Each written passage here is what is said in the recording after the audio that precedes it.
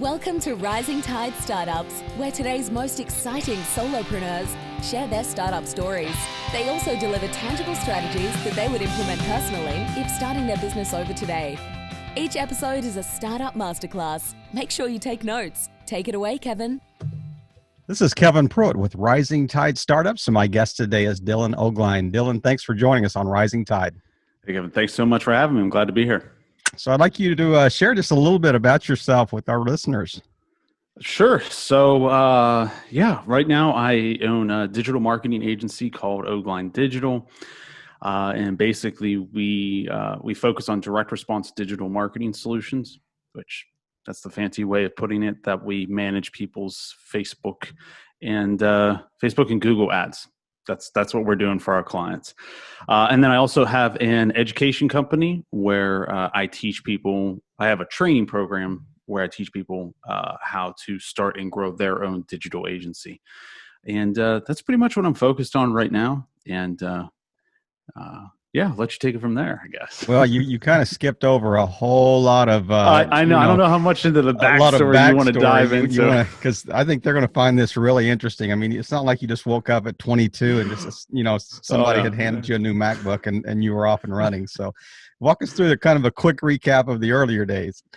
Sure. The quick recap. So I started my first business when I was 14, selling cell phones on eBay. This is back, for context, I'm 31. This is 2003-ish, 2004. This is when, the pre-iPhone, all that stuff. This is when the best cell phones were in Europe, and like America, for some reason, we were really lacking. So all the smartphones were from Europe. And as like a nerd, when I was that age, I really wanted one. And I don't know, I stumbled upon this wholesale company. I applied to be a wholesaler and they approved me somehow, some way. So I was able to buy these European smartphones for wholesale price, ship them to the United States, pay all the fees and whatnot, and then flip them on eBay and make $50 to $100. These were unlocked, and they weren't GSM or whatever the standard was. They actually worked in the US. They worked in the US. Technology has changed so much since then. I don't think you had to deal with the unlocked issue at the time. I could be wrong. I remember. I know back then you just had like the standard SIM card, and it was as simple as just slapping in your SIM card. Like that was pretty much it. And these were like Motorola Razors and that era? Yeah, the Motorola Razor was like the number one seller, but there was... I had one of those in Europe. I had like 3 of them. Sony Ericsson, I think, made a really... this is... Nokia had their own versions. Ago. Yeah, it is. Yeah, this is a long time ago. That was the very first business. And... that came to a crashing halt that I seem to remember when somebody found out that we maybe we weren't the age of necessity to open an account or something like that. Am I making that up? No, that's pretty much correct. It wasn't the wholesale company. It was my merchant account. I forget who it was through, but you had to do like the tax form or whatnot, and I put my date of birth, and they were like, "You're a little too young for this," so they shut down my merchant account. Back in 4 years. Yeah. So that got shut down. And so fast forward 12 years, and I spent a lot of time bouncing around from the shiniest object to the next shiny object, just bouncing around, not getting anywhere. I was always doing kind of because I had experience in like building my own website, or when I was 14, like I had to create my own logo. So I did that. Because I had that kind of experience, I would get jobs building websites, doing the logo. I was doing everything for everybody. You needed a logo, I was your guy. You needed a PowerPoint, talk to me. I could get it done for you. You needed banners, boom, I could get it for you. I did everything for everybody. And I also dropped out of high school, so I didn't have a backup plan to follow. Well, you were too busy flipping phones. Who has time for school? Yeah, I was like, I'm hawking phones on eBay. So I quit school, and which was not smart. Don't do that, kids. Stay in school. So then I bounced around I had a Kindle publishing company. That one is kind of embarrassing because it was we focused on Amish romance novels. I'm actually kind of proud of this. For a period of time, I was the number one publishing company in the world for Amish romance novels on Kindle. Like, boom, you should get a tattoo that says that. I'm gonna add that to like my LinkedIn page or something. So it was bouncing around, getting nowhere, making nothing, and it was like at the end of 2016. I had a conversation with a long-term mentor, and the basics of the conversation were focus on one single thing. Stop going in so many different directions. That's why you're not getting anywhere. And the thing that you focus on, make sure that it can scale up and that it's high profit margin. You don't want to be, playing around in Kindle publishing where the profit margin's pretty low. So I scrapped everything and I just focused on my agency work and just focused on one single service, which was the digital marketing management. And this was what year approximately? This was the end of 2016. And I had never I was just obsessed with hitting six figures. I had never hit six figures at that point. 2017, I hit multiple six figures. And then 2018 is the first year I did seven figures. I'm curious. So it's easy to look back at, kind of the journey you've taken, and it's okay. I landed on something. My mentor gave me some advice. I drilled down. I focused on something, and it's kind of paid off, exponentially, obviously, kind of hockey stick, growth up and to the right 100%. here. Yeah. But if you started today, would you do the same thing? I mean, because the world has shifted, even with, say, Google ads and Facebook ads and how you market in those spaces. Is there something else that you would consider in lieu of looking at those? Well, that's tough to say. If I were to start today with all the knowledge I have, absolutely I'll be doing what I'm doing, because I believe COVID just ramped things up to 100 with more people buying online, being at home, everything. So like this has been the best year for my business. We broke our record for best year last month. So we're going to have, good growth this year. It doesn't require much of my time. It's a fantastic business. I absolutely love it. If I spend an hour or two a week on it, I would be surprised if it's that. Wow. So yeah, I would absolutely be doing what I am doing right now. But go back 5 years ago, if you were to say that this is what I would be doing, absolutely not. There's no way. Yeah. So yeah, I don't think I'd change it. So how have you seen the change in the last 4 years in those particular spaces? I mean, how has Facebook marketing changed? How has Google AdWords changed? And the follow-up question might be, what's the next thing? What's the next big, space of ads? Good question. So, Google probably just gets a little bit better, slight tweaks. I mean, they've been around for so long. So, it just gets a little bit better, but not much has changed with Google, I don't think. Facebook's algorithm, which is where the real magic sauce is with Facebook. It's not about targeting that you can do. It's about the targeting that the algorithm does, the AI does. That just it gets better and better every single day. It's ridiculous. When you have most people that have maybe played around with Facebook ads have kind of a rough concept of like, oh, you can target, because Facebook knows everything about you. You can target specifically soccer moms in Western Pennsylvania. Right. And that are right Amish novels. That write Amish novels. Yeah, you can get very, very targeted with that. And for me, since I've spent so much time on it and so much money in it, and I truly have a good understanding of it, it's not that stuff. It's the targeting that the algorithm does, where you can't even guess the specifics of who you're targeting. That has become extremely powerful. It was powerful 4 years ago, but now it just keeps getting better and better.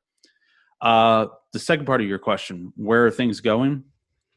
I purposely try not to guess. I try not to play in the newest things, probably because I spent so much time in my past life with all of my failures chasing the shiniest object. If you were to ask me this 2 years ago, it would probably be like, well, maybe the Snapchat thing. Mm-hmm. But like nobody's really good at Snapchat ads yet. Now you got like TikTok. TikTok's more like just getting influencers and just like randomly hitting a home run. Yep. So I do see we do manage some YouTube ads. I feel video is going to continue to grow and grow and grow. But still, I personally, I try to stick with the things that are tried and true that have been around for a few years, that I can learn from other people and not just try to like the people who are profitable with TikTok right now, they just randomly went to bat and hit a home run. It was just luck. With Facebook and Google, pretty much anybody, if you follow somebody else who like knows what they're doing, pretty much anybody could step into those spaces and have a very positive ROI. I'm surprised you didn't mention Instagram at all. With the brands that I'm working with, me personally, I don't play with Instagram. Mm-hmm. There's if you are like a clothing brand or something, a consumer product type of brand, yes, Instagram can be very powerful. It's just not a space that I play in. Mm-hmm. So it's interesting you because I've interviewed a number of people and they've talked about, using the AdWords and digital marketing space. And when I hear the word algorithm, I most often hear that associated with Google versus Facebook. So it's interesting that you've used that in Facebook, because they always talk about, how Google changed the algorithm. And I'll date myself here and go back to Panda and Penguin and, those shifts that occurred, in Google, and how it just blew people's SEO up, or it shut their site down, or, they went from 1,000 hits a day to 10 hits a day, in one day. So how do you kind of understand, without Facebook just sending you here's our brand new document on our algorithm, how do you understand that, from a marketing standpoint? So I would add this as context. When I say algorithm and AI, I'm kind of using those interchangeably. So for like a deeper understanding here, when people are talking about the algorithm with Google, they're talking about how Google picks your search results. That's more specific. Okay. Yes. So if you type in dentist Orlando, I'm from Orlando. If you type in dentist Orlando, the organic search results that you see is chosen by an algorithm. I don't play in that space. That's a lot of SEO. While SEO is smart, you want to certainly make sure your website is SEO friendly and whatnot. I don't like some people. They plan ahead based on their SEO results. They're banking on those results. Mm-hmm. But the algorithm can randomly change. Right. I'm playing in the paid advertising space.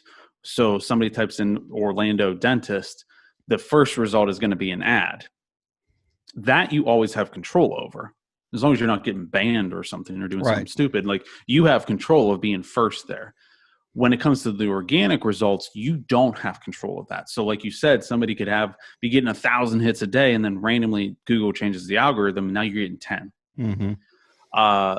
So it's smart to, take advantage of SEO best practices, maybe have a blog and do guest posts, et cetera, et cetera.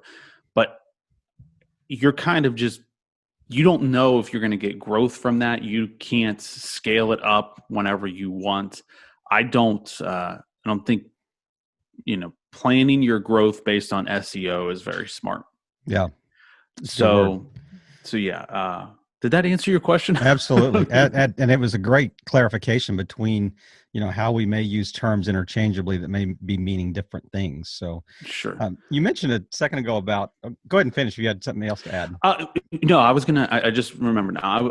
When I'm talking about the Facebook algorithm or the Facebook AI, again, I'm using those terms interchangeably. So most people understand, how do I want to quickly explain this best? Most people understand whenever you're targeting an ad, let's say you're a dentist in Orlando and you want to create dental ad on Facebook. Used to be that you could get really specific and target. They've kind of changed the targeting options, but you could target women that have children that are Republican between the ages of 40 and 60. That's certain a random zip code, geographic zip areas. code, Yeah. geographic. Yeah, you could get really specific. Okay. Mm-hmm. And now you still can get really specific, but they've kind of taken the options back a little bit. What we do is we'll create multiple ad variations, multiple pictures, multiple ad copy, and then we'll select like 20 different audiences. So I just gave that example of the women between such and such age, and then maybe a different one, women between such and such age, same geographic region, that have an interest in Oprah. Okay. Yeah. We'll throw up like 600 different versions of ads, that might sound like a lot of work. It's not, because you're copying a lot of things. Mm-hmm. And then the algorithm, the Facebook AI, will then target specific people based on those different variations. And then you just narrow down whichever ones are the most profitable. And I'm giving a really, really simple, quick explanation of what that is. So it might not make total sense, but how powerful that is, that you can throw up 600 variations of an ad and let the algorithm, the AI, basically figure out the targeting. Absolutely. Yeah.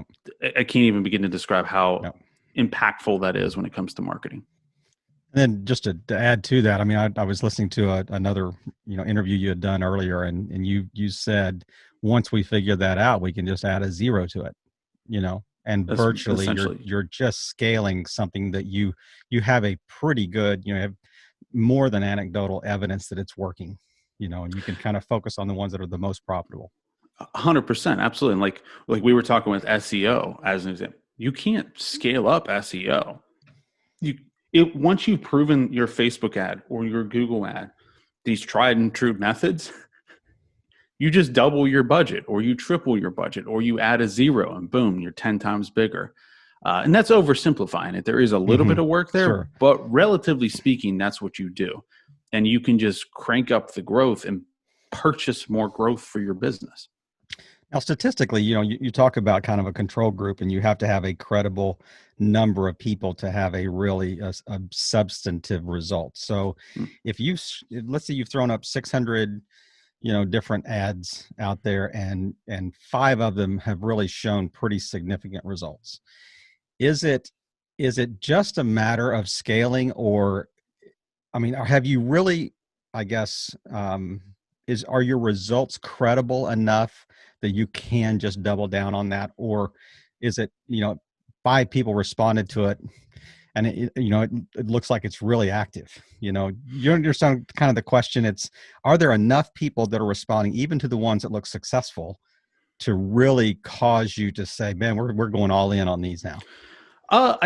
You definitely want to take it a little slower than just 10x in your budget, unless you have the money. But yeah, once you start to, it's more common that if you had an ad that is, say you had got 3x return, just throwing that number out there, you did those 600 ads, and 10 of them got a 3x return, and they're profitable.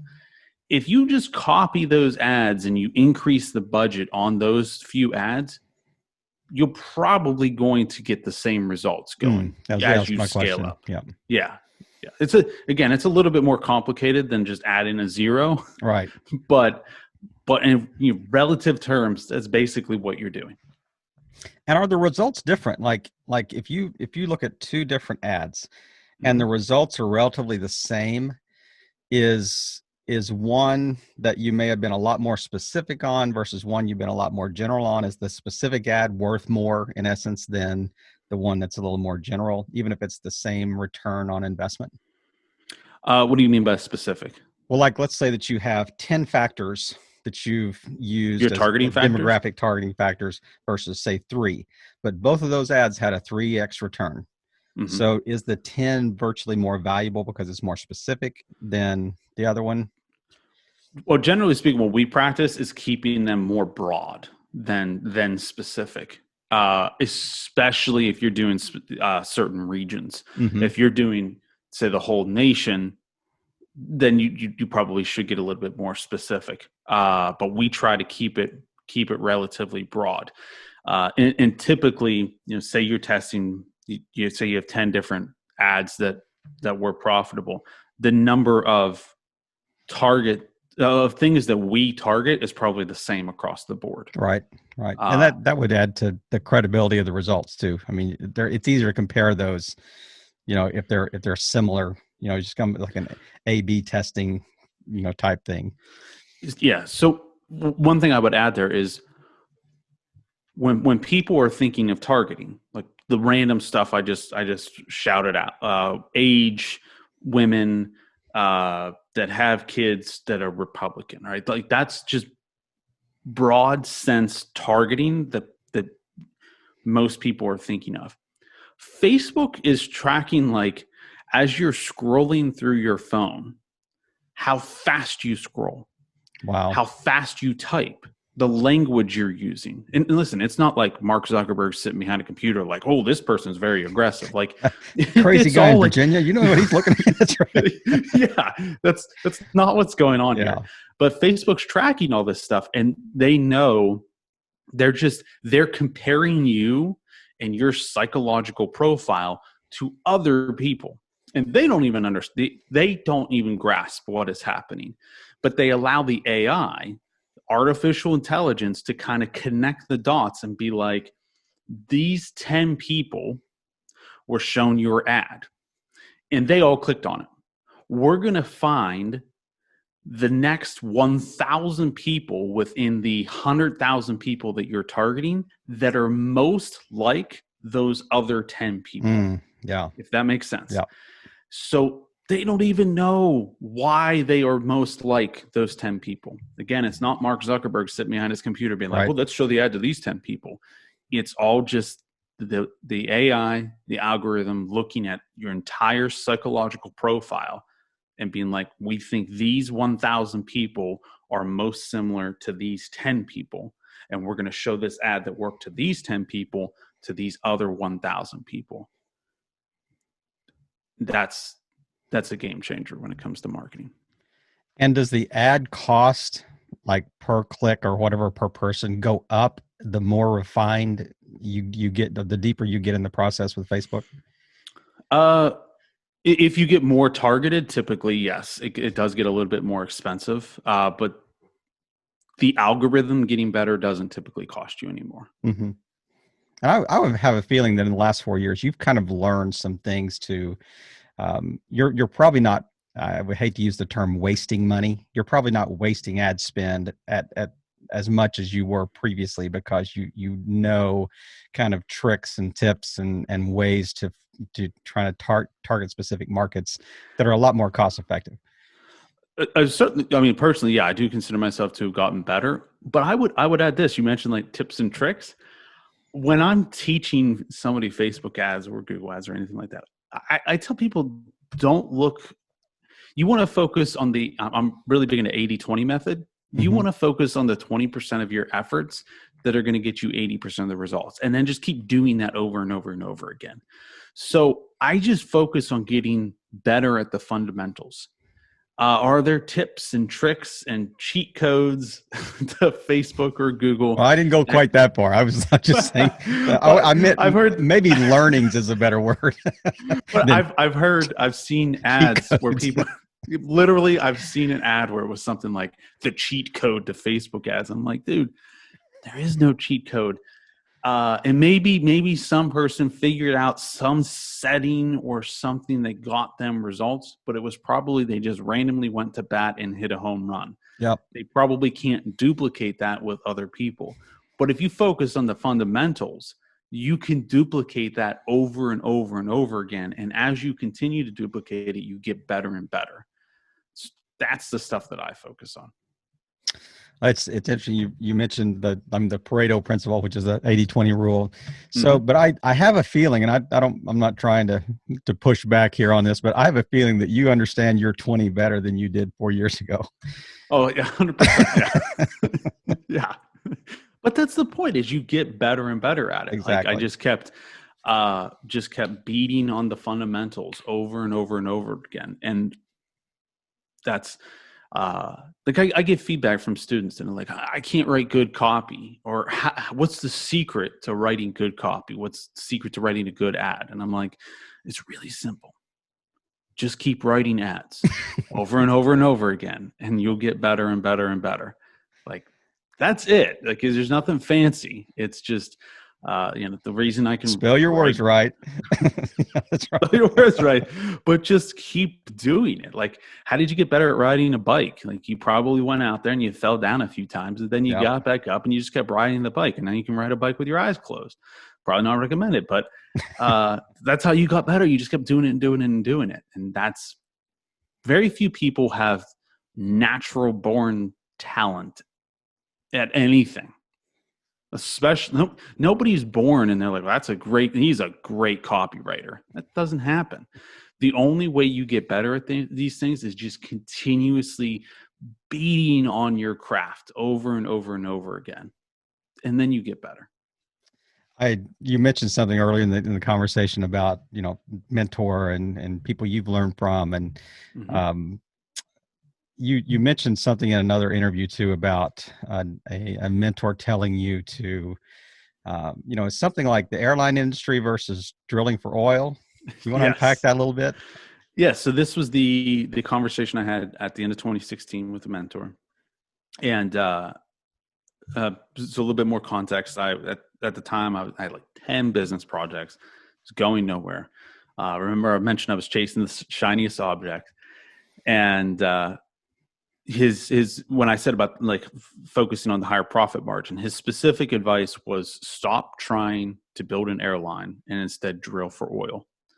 And he goes on to explain that like the smartest business people in the world get into the airline industry and they still lose money because it's just a notoriously difficult industry to make money in.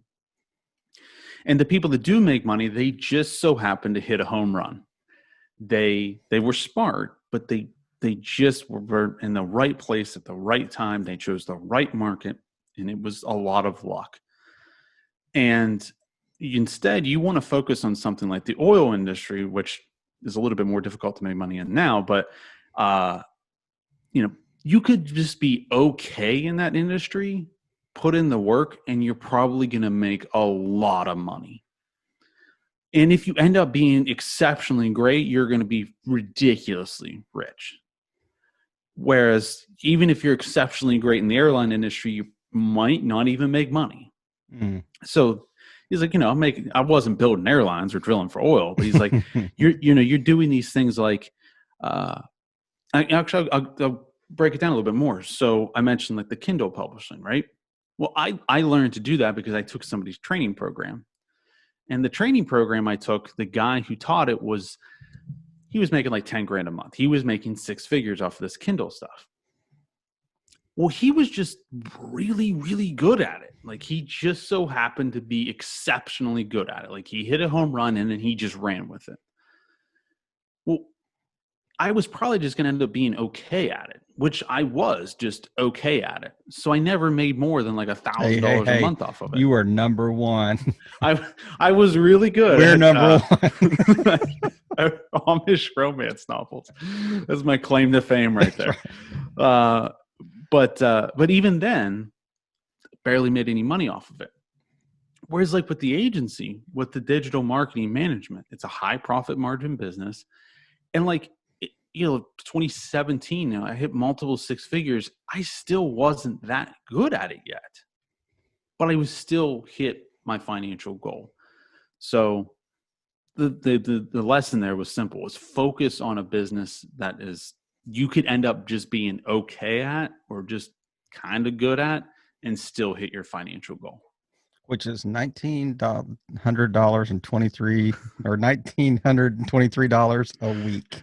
1923 per week will get you to six figures, which was for those of you, I've talked about this before. So those of you, the listeners out there who don't know, I used to keep a spreadsheet, and because I didn't want to trick myself. Like I didn't, because say I sold a website, I might randomly get a check one week for $3,000. Oh, great! I'm on pace for six figures. No, I really wanted to be on pace for six figures. So I kept this spreadsheet that tracked my previous 23 week rolling average revenue, and 23 weeks because I'm obsessed with the number 23, and it's almost 6 months.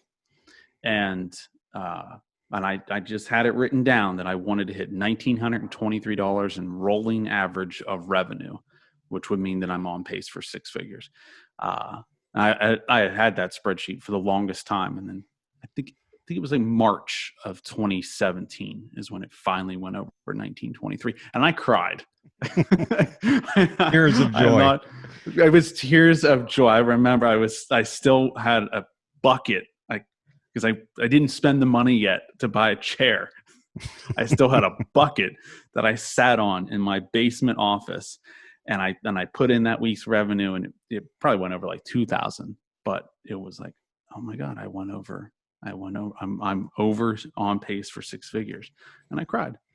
So the 23 is that it's either Michael Jordan or some Pittsburgh Penguin hockey player.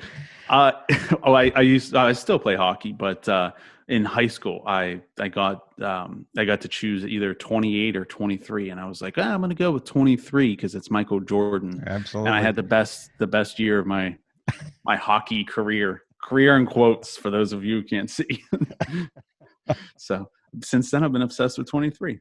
There you go. Well, I'm interested as you kind of talk about, the specifics of how you've launched your marketing agency, and let's as we're kind of wrapping up today, let's drill down really to speaking directly to the audience about, if they're thinking about launching something. And you use the term MVM, which is minimum viable marketing, I think in another chat you were having. And it's the same principle as kind of the MVP, the minimum viable product, or minimum viable service, or whatever. So unpack that just a little bit for somebody that is just thinking about starting, and how you would kind of mentor them through the process of drilling down on the idea and launching whatever their service or product is. Sure. So this is any kind of product or service? Anything. Yeah. Just you're speaking to people who are just wanting to get in the game. Awesome. Okay. So the minimum viable product, minimal viable marketing, all that stuff is very related. And essentially, I'm really big into keeping things lean, mean, and scrappy. So you want to, in the beginning, prove that you have product market fit as fast as humanly possible. The best way to do that is to actually just do some marketing and sell your product or service typically before it's ever built. So if you have a training program like I do, don't spend 6 months, a year, 2 years building out your training program and then go to sell it and find out that nobody wants it. So if you have an idea, you have a concept for a training program and you haven't started building it yet, great. Go and sell it. Like, go out to who you think your ideal market is, your ideal client, and actually sell it. Use Google ads, use Facebook ads. That's the fastest way. Yes, it's going to cost you money, but it is worth it to get feedback from the marketplace. So maybe you have this training program and you need to change it into a different, you need to take it in a different direction. So you need to do a pivot. We always talk about pivots and startups in the tech space, right? Well, if you've spent 6 months, a year, 2 years building out your training program and you need to pivot, that's going to be very painful. Yep. You're going to resist that. But if you've never built it and you're trying to sell it and you find out from your ideal clients that you need to pivot into a different direction, you're not going to have resistance to it because you haven't spent any time building it. Right. So actually get out there and sell your product or your service, ideally before you ever build it. And be honest with people. We're not scamming people here. I like to add that context. Mm-hmm. Like, say you're doing the training program, tell people, hey, I'm going to be starting the actual program 4 weeks from now, next month. Okay. Well, then you got 4 weeks to build it if you actually sell it. And if you don't end up building it, something happens, you just refund the people's money. And no harm, no foul. But it's much better to do that than to spend 2 years creating this concept in your head of the ideal product, only to find out that the market's like, we actually don't need that product. Right, just or service. crickets. Yeah, crickets are expensive. Yes. They are certainly expensive. Well, Dylan, this has been great. I as a Facebook kind of novice, I mean, I obviously a user of Facebook, but a Facebook ads novice. So can you drill down to the point that I know you're kind of targeting specific, say, users, but can you target groups? Can you target, like if you have a group of 50,000 people out there, can you shoot an ad directly into that group using Google ads, or I'm sorry, Facebook ads, or is it more just the algorithm just has to somehow cross-reference those group members into what you're looking for?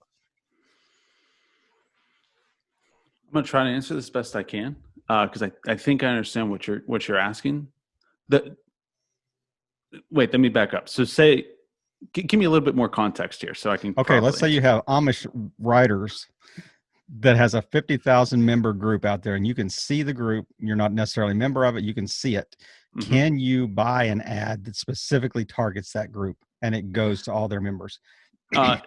If there is an interest, man, I don't even know what it's called. I just know what it looks like in the Facebook ads when you're setting it. You target a certain interest. So it can be target people who like Tim Ferriss or something like that.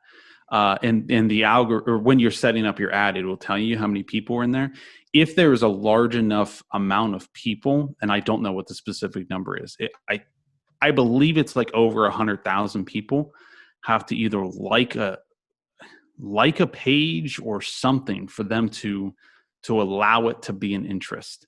If that interest is there, then yes, you could create an ad that will target that entire group of Amish romance novel writers. No, I'm talking about a specific closed group on Facebook. Okay. So a specific closed. Yeah, like I set up a group. I've got 49,999 other people out there that love the same thing I do. They're in my Facebook group, and you come along and you see my group online. Can you buy an ad in Facebook that targets my group, that my group just all of a sudden in their feed, they'll get that ad? Is it that granular? To be honest, I don't have an answer for that because I've never done. I'm gonna have to edit this out now that I've kind of stumped the expert here. So that wasn't intentional. Sorry. No. This is actually a good thing because it shows like I don't know all the specifics. I focus more on the fundamentals. So this is something that's outside of my space. I've never wanted or needed to do that. I would be very surprised if you can't. I'm trying to envision in my head. But it may be very expensive because it's so targeted.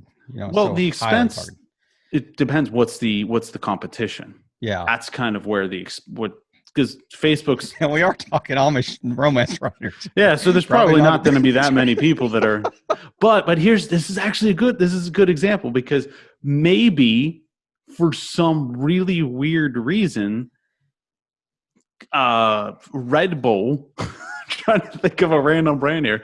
Red Bull, the algorithm has figured out that, dude, Amish romance novel writers always click on Red Bull ads for some reason. So you might be competing with Red Bull and Monster and Starbucks and not even realize it. Yeah, they're spending a because for some reason the algorithm figured out that those people really click on those ads. I love That's how Facebook works. I love it. I wish I could give you a better answer, but unfortunately I don't. I would be I'm trying to think in my head like what all the settings are, and I would be very surprised if you can't. Depends on the size. If you had a product that was so targeted to a specific group, that would be a great opportunity to advertise to a very focused, like 98% interest. You knew that they were interested in the product you were trying to sell them, type thing. At least it matches their interest. That is true. However, that's what what Facebook did is it flipped who the intelligence is. It used to be like the companies that knew the most about their clients, they could target specific radio stations, or they could target people in certain areas, geographic areas, because they just knew a lot of that stuff. Facebook switches that so that now Facebook knows. So you might think this one Facebook would really convert well for some reason, but Facebook might know better. So you might put out your ad, and it ends up being, you're targeting Amish romance novel writers, and those people might click on your ad, but it might be Pittsburgh Steelers fans. For some odd reason, they love your product or service. Right. So the algorithm switches and says, hey, we're looking for the 10 people. So these 10 people clicked on your ad. We're looking for the next 10,000 people that are most similar, and they all just so happen to be male Pittsburgh Steelers fans from Texas. That secretly read Amish romance novels. Secretly read Amish As a romance Dallas Cowboy novels. fan, I've thought that for years, that Pittsburgh Steelers fans do have a habit of watching. Of course, I had to be talking to a Cowboys fan. Amish romance novels. No, we've thought it for years. We're just reading How to Win, and we do that. That's right. Speaking from 25 years of misery, yes, I understand. Yes, we know how to win. So. Still pains me. Hey, man, this has been a great conversation. Is there anything that we haven't touched on that you kind of want to close out with us, and just remind people where the best place to find you online? Sure. Anything to close out on? Since we just mostly talked about like Facebook ads and Google ads and stuff, and you redeemed yourself at the end there with that whole Facebook algorithm thing. I mean, you far out you answered my question that you think I stumped you with. Good. I'm glad. No, I would just, since people are probably gonna be thinking a lot about that, is don't look for the secret sauce or something like that. The secret to Facebook, Google, et cetera, is to stick to the fundamentals and just keep getting better and better and better. And the best way to do that is just put things out into the marketplace and continuously reiterate and continuously get better and better and better. I think that would be my final takeaway. And you asked like where to find more about me. Where's the best place to catch you online? My website, dylanogline.com.